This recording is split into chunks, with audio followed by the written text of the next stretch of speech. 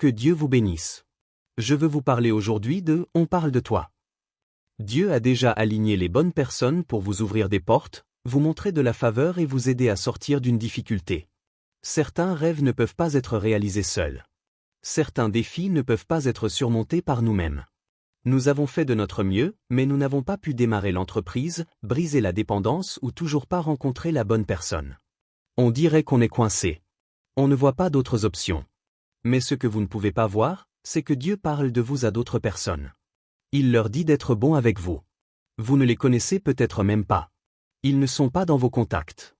Mais Dieu fera en sorte qu'ils vous voient. Il vous mettra dans leur esprit et leur donnera le désir de vous aider. Ils ne savent peut-être pas pourquoi, mais soudainement, ils veulent mettre un bon mot pour vous. Ils font tout pour aider votre enfant ou prêter leur influence pour vous faire avancer. Ce ne sont pas des choses que vous pourriez faire arriver. C'est la main de Dieu qui ordonne vos pas et les pas des personnes dont vous avez besoin. C'est pourquoi vous n'avez pas besoin de vivre dans l'inquiétude en vous demandant comment cela va se passer. Découragé par une situation qui ne change pas toute seule. Vous êtes peut-être coincé, mais vous n'êtes pas seul. Dieu travaille en coulisses. Il parle en ce moment à des gens pour vous montrer de la faveur, vous donner ce contrat, être bon avec cet être cher, aider à résoudre ce problème. Vous n'avez pas besoin d'essayer de manipuler les gens, de vous efforcer et de vous crisper en pensant « peut-être qu'ils seront gentils avec moi ». Cela va vous épuiser. Ce n'est pas votre travail, c'est le travail de Dieu. Il parlera à des gens auxquels vous n'avez jamais pensé, peu probable. Vous n'aviez pas de lien avec cette personne. Il n'y avait aucune raison pour qu'ils pensent même à vous. Mais Dieu vous a mis dans leur esprit. Il leur a donné le désir d'être bon avec vous. Et voici la clé. Parfois, vous ne savez même pas qu'ils l'ont fait. Vous voyez juste la bonne pose, la promotion, le revirement. Vous ne réalisez pas qu'en coulisses, Dieu a utilisé cette personne pour tout orchestrer. Ils ont mis un bon mot. Ils ont dit au contrat de venir à vous. Ils ont eu pitié et le problème a été résolu. Dieu parle de vous depuis toujours à d'autres personnes, leur murmurant d'être bon avec vous, les amenant à vous remarquer, à vouloir vous aider, leur donnant cette envie de se dévouer pour vous et de vous faire briller. Quand on comprend ça, ça enlève la pression, les efforts et la tension, en pensant qu'on est coincé. Dieu, ma vie est entre tes mains. Seigneur, je te remercie d'avoir ordonné mes pas et les pas des gens dont j'ai besoin. Que tu parles à ceux qui sont essentiels à ma destinée, faisant arriver des choses que je ne pourrais jamais faire arriver. Voyez-vous, dans la vie, nous avons tous des moments où les gens parlent de nous. Normalement, c'est une connotation négative. Mais je veux que vous sachiez aujourd'hui que Dieu parle de vous. Il a ces moments de destin, où il parlera à des gens qui feront des choses qui vous propulseront dans votre but. Nous le voyons dans les Écritures avec Ruth. Son mari est mort jeune et elle est devenue veuve. Elle était tellement anéantie. Elle n'avait jamais rêvé que la vie tournerait ainsi. Sa belle-mère, Naomi, était également veuve. Comme ses 2 fils étaient morts, elle a décidé de retourner chez elle à Bethléem. Elle a dit à Ruth et à son autre belle-fille, Orpa, de retourner dans leur ville natale et de continuer leur vie. Orpa est partie, mais Ruth a dit, je ne vais pas te quitter. Je vais aller avec toi et prendre soin de toi. Elles ont déménagé à Bethléem. Le problème, c'est qu'elles n'avaient pas de ressources, pas de moyens d'acheter de la nourriture. On aurait dit qu'elles n'allaient pas s'en sortir. Alors Ruth se leva tôt le matin et alla dans les champs ramasser les grains que les ouvriers avaient laissés. Elle ne connaissait personne. Elle n'a pas demandé la permission. Elle a juste tenté sa chance, en espérant qu'on ne la ferait pas partir. Parmi tous les champs, elle a choisi celui qui appartenait à un homme nommé Boaz. Il était très influent, très riche. Il habitait dans une autre ville. Normalement, il ne serait pas là. Mais le jour où Ruth est sortie dans les champs, le verset 4 dit, « Et voici que Boaz arriva. » De tous les moments où il aurait pu venir, il est venu le jour même où Ruth y est allée. Dieu sait non seulement de qui vous aurez besoin, mais aussi quand vous en aurez besoin. Il ordonne les pas des gens qui sont nécessaires à votre destinée. Arrêtez de vous inquiéter de la façon dont ça va se passer. Dieu contrôle votre vie. Il travaille en coulisses, arrangeant exactement ce dont vous avez besoin. Ici, tous ces ouvriers sont dans les champs. Des hectares et des hectares. Des centaines de personnes.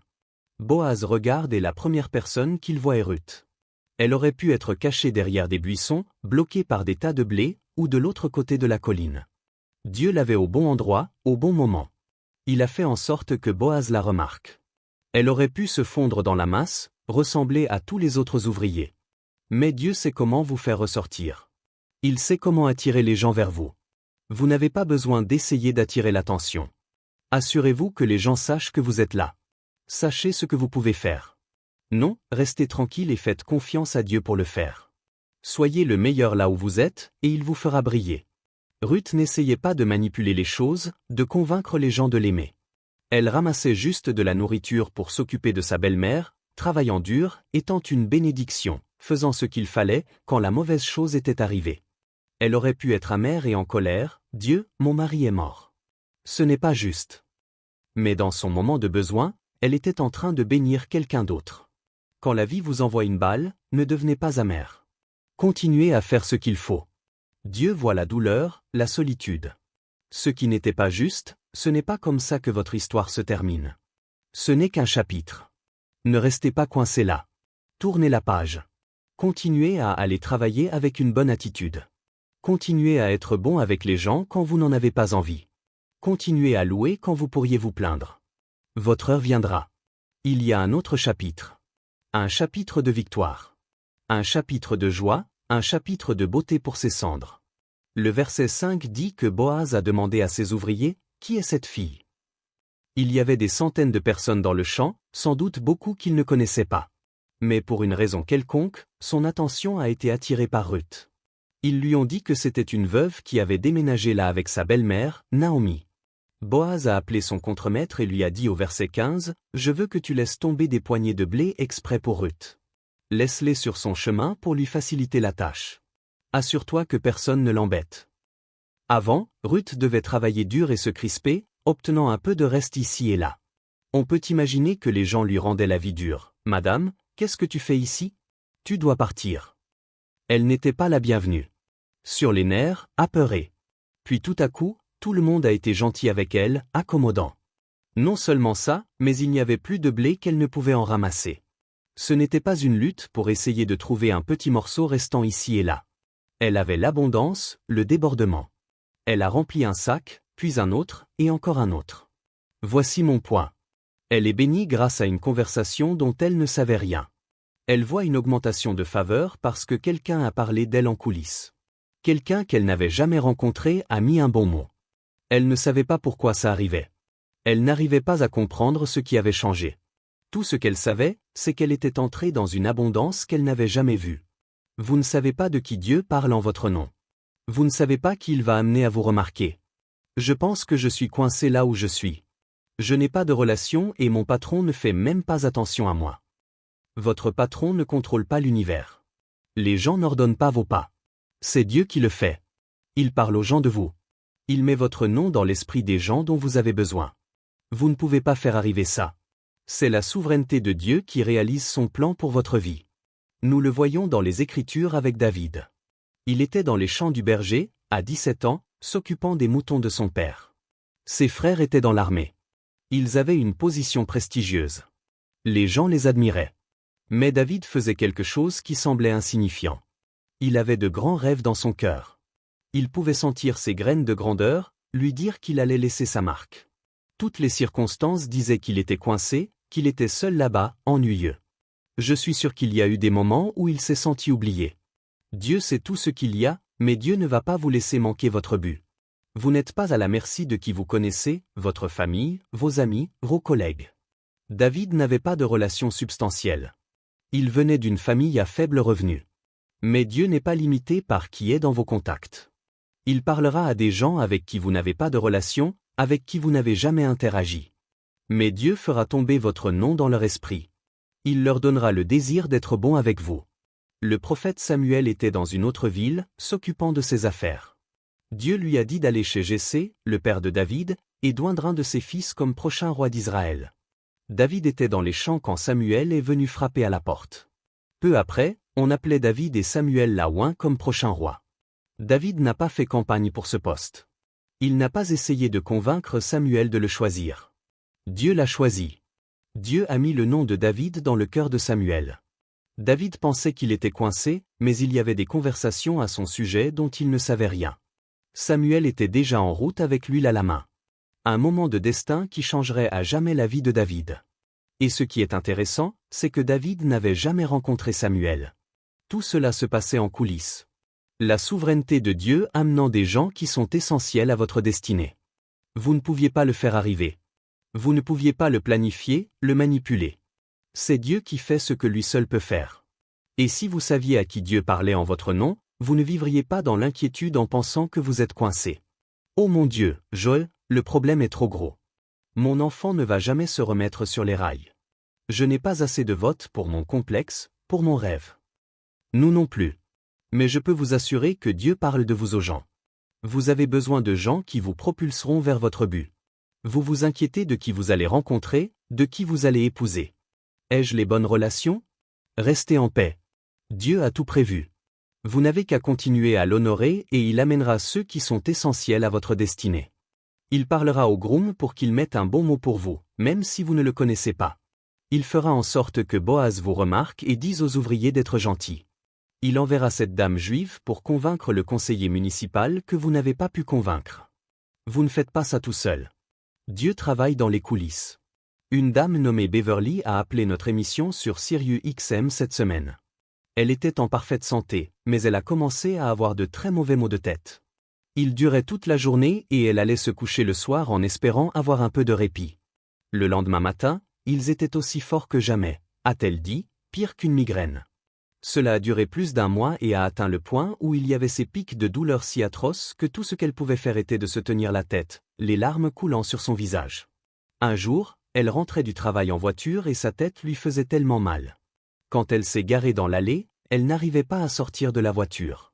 Elle est juste restée assise là, la tête baissée, ne sachant pas comment elle pourrait continuer. Quelques minutes plus tard, elle a entendu un bip sur son téléphone lui indiquant qu'elle avait un message. Elle a regardé et a vu un message instantané avec le nom d'une fille avec qui elle était allée au lycée 35 ans plus tôt. Elles ont maintenant la cinquantaine. On pouvait y lire « Beverly, s'il te plaît, appelle-moi. Je dois te parler. » Et un numéro était indiqué. Beverly n'était pas amie avec cette fille, elles ne traînaient pas ensemble. Elle a pensé que c'était probablement une erreur et l'a ignoré. Quelques minutes plus tard, ça a sonné à nouveau. Elle a composé le numéro. La voix à l'autre bout du fil était tellement surprise, elle a dit « Beverly, je n'arrive pas à croire que c'est toi. Est-ce que ça va ?» Beverly était tellement abasourdie, elle a dit « Ouh, je vais bien. Pourquoi appelles-tu » La dame a répondu « Je me suis couchée pour aller au lit, mais j'ai entendu ton nom si clairement que je n'arrivais pas à dormir. J'ai dû me lever et appeler. » Le cœur de Beverly battait si vite, elle savait que c'était la main de Dieu. La dame a demandé si elle pouvait prier pour elle. Alors qu'elle commençait à prier, Beverly a dit que c'était comme si quelqu'un avait actionné un interrupteur. Instantanément, le mal de tête est parti, toute la douleur, l'inconfort, et il n'est jamais revenu. Ce jour-là a été un tournant. Pourquoi cette amie a-t-elle décidé d'appeler à l'improviste? Pourquoi n'a-t-elle pas pu dormir cette nuit-là? Parce que Dieu parle de vous aux gens en coulisses. Il vous met dans leur esprit, les amenant à vous remarquer, leur donnant le désir d'être bon avec vous, de vous montrer de la faveur et de vous aider à traverser le problème. Arrêtez de vous inquiéter de la façon dont ça va se passer. Avez-vous les bonnes relations? Et si vous n'aviez pas cette opportunité? Dieu contrôle votre vie et il contrôle les gens dont vous avez besoin. Vous n'êtes pas à la merci de ce que vous pouvez faire par vous-même. Dieu a déjà aligné des gens qui vous feront entrer dans votre destinée. Les Boaz pour dire aux ouvriers de laisser le grain express. Des gens qui utiliseront leur influence pour vous amener dans des bénédictions que vous ne pouvez pas expliquer quand vous n'avez plus d'options et que vous n'avez pas la capacité de changer les choses. Dieu a la femme juive, comme il l'a fait pour nous, qui a changé la vie du conseiller municipal. Quand vous êtes dans un défi et que vous ne voyez pas d'issue, comme avec Beverly, Dieu vous mettra dans l'esprit des bonnes personnes qui seront là pour faire ce que vous ne pouviez pas faire. Vous n'avez pas besoin d'aller les chercher comme David. Samuel viendra vous chercher. Quand vous comprenez que Dieu parle de vous, vous traverserez la journée remplie d'espoir, avec une attente dans votre esprit, sachant qu'à tout moment, les choses peuvent tourner en votre faveur. La bonne personne se présente, le problème est résolu, cette nouvelle porte s'ouvre. Vous savez que Dieu ne vous a pas amené jusqu'ici pour vous laisser tomber. Et bien sûr, il y a des moments où nous nous sentons coincés et où cet obstacle semble trop grand. Mais vous devez vous rappeler que des conversations ont lieu à votre sujet dont vous ne savez rien. Dieu parle aux gens dont vous avez besoin pour devenir celui que vous avez été créé pour être. Maintenant, gardez la foi, continuez à faire ce qui est juste. Je crois et je déclare que, comme Ruth, vous êtes sur le point de recevoir vos poignées exprès. Des bénédictions que vous n'avez pas vues venir. Une faveur qui vous propulse en avant. Des problèmes qui se résolvent soudainement. Des promotions, des conjoints. La guérison, la plénitude de votre destinée au nom de Jésus. Et si vous le recevez, pouvez-vous dire Amen.